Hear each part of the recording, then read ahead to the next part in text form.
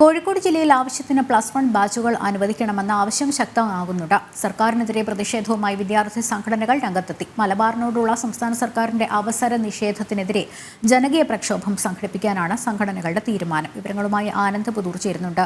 ആനന്ദ്, ഈ അപേക്ഷകൾ സമർപ്പിക്കാനുള്ള അവസാന തീയതി കഴിഞ്ഞപ്പോൾ ഏതാണ്ട് 48,000 അപേക്ഷകൾ എന്നാണല്ലോ മനസ്സിലാക്കേണ്ടത്. ആവശ്യത്തിന് സീറ്റുകളില്ല എന്ന വാദം ശക്തമാവുകയാണ്. അതുമായി ബന്ധപ്പെട്ട് നമ്മളിപ്പോൾ പറഞ്ഞ പ്രക്ഷോഭവുമായി വിദ്യാർത്ഥി സംഘടനകൾ ഇറങ്ങാൻ പോകുന്നു. വിഷയം കോടതിയുടെ പരിഗണനയിലുണ്ട്. പക്ഷേ ഈ ഒരു വിഷയത്തിൽ അധികൃതരുടെ നിലപാട് എന്താണ്? ഈ ലക്ഷ്മി, ഈ മലബാറിലെ +1 സീറ്റുകളെ സംബന്ധിച്ചിട്ടുള്ള ഒരു വിഷയം ഇന്ന് തുടങ്ങിയതല്ല. അത് വർഷങ്ങളായി തന്നെ അത്തരത്തിലൊരു ആവശ്യം മലബാറിന്റെ എല്ലാ ജില്ലകളും, അത് കോഴിക്കോട് മുതൽ കാസർഗോഡ് വരെയുള്ള ജില്ലകളിലെ എല്ലാം പൊതുവായിട്ടുള്ള ആവശ്യം തന്നെയാണ് ഇത്തരത്തിൽ +1 സീറ്റുകളുടെ, അതായത് ബാച്ചുകളുടെ എണ്ണം വർദ്ധിപ്പിക്കണമെന്നത്. ഈ കോഴിക്കോട് ജില്ലയിലെ കാര്യം ഇത്തരത്തിൽ നമ്മൾ എടുത്തു പരിശോധിക്കുകയാണെങ്കിൽ ഇപ്പോൾ ഈ വർഷം ഇതുവരെ കോഴിക്കോട് ജില്ലയിൽ ഇത്തരത്തിൽ +1 അപേക്ഷകളായി വന്നിട്ടുള്ളത് ഏകദേശം 48,140 അപേക്ഷകളാണ്.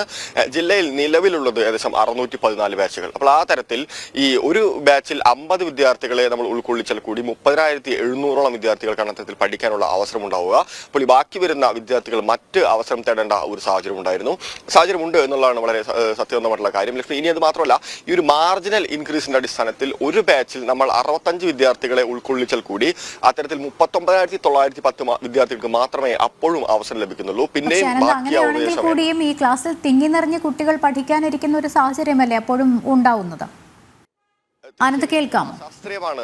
പക്ഷെ ആ നിലപാടിലേക്ക് സർക്കാർ പോയാൽ പോലും ഇത്തരത്തിൽ ബാക്കിയാവുന്ന ഏകദേശം 5,000-ഓളം വിദ്യാർത്ഥികൾക്ക് വീണ്ടും സർക്കാരിൽ നിന്ന് പഠിക്കാനുള്ള ഒരു സാഹചര്യം ഇല്ലാത്ത അവസ്ഥയാണുള്ളത്. അതുകൊണ്ട് തന്നെയാണ് തീർച്ചയായും അതായത് അത്തരത്തിൽ മാർജിൻ ഇൻക്രീസ് വഴി 65ഓളം വിദ്യാർത്ഥികളെ ഒരു ബാച്ചിൽ പ്രവേശിപ്പിച്ചാൽ പോലും അത് അശാസ്ത്രീയമാണ്, തീർച്ചയായും അശാസ്ത്രീയമാണ്. പക്ഷെ ആ ഒരു നടപടിയിലേക്ക് കടന്നാൽ കൂടിയും ഏകദേശം 5,000-ഓളം വിദ്യാർത്ഥികൾ ഇപ്പോഴും ഇത്തരത്തിൽ സർക്കാർ സീറ്റിൽ നിന്ന് പുറത്താവേണ്ട ഒരു സാഹചര്യം ഉണ്ട് എന്നുള്ളതാണ് മനസ്സിലാക്കാൻ വേണ്ടി സാധിക്കുന്നത്. ഇത് തന്നെയാണ് വിദ്യാർത്ഥി സംഘടനകളും മറ്റ് യുവജന സംഘടനകളും അടക്കം നിരന്തരം പറഞ്ഞുകൊണ്ടിരിക്കുന്നത്. അപ്പോൾ ഇതിന് ശാശ്വതമായിട്ടുള്ള ഒരു പരിഹാരമായി യുവജന സംഘടനകളും വിദ്യാർത്ഥി സംഘടനകളും കാണുന്നത് ബാച്ചുകളുടെ എണ്ണം വർദ്ധിപ്പിക്കുക എന്നുള്ളതാണ്.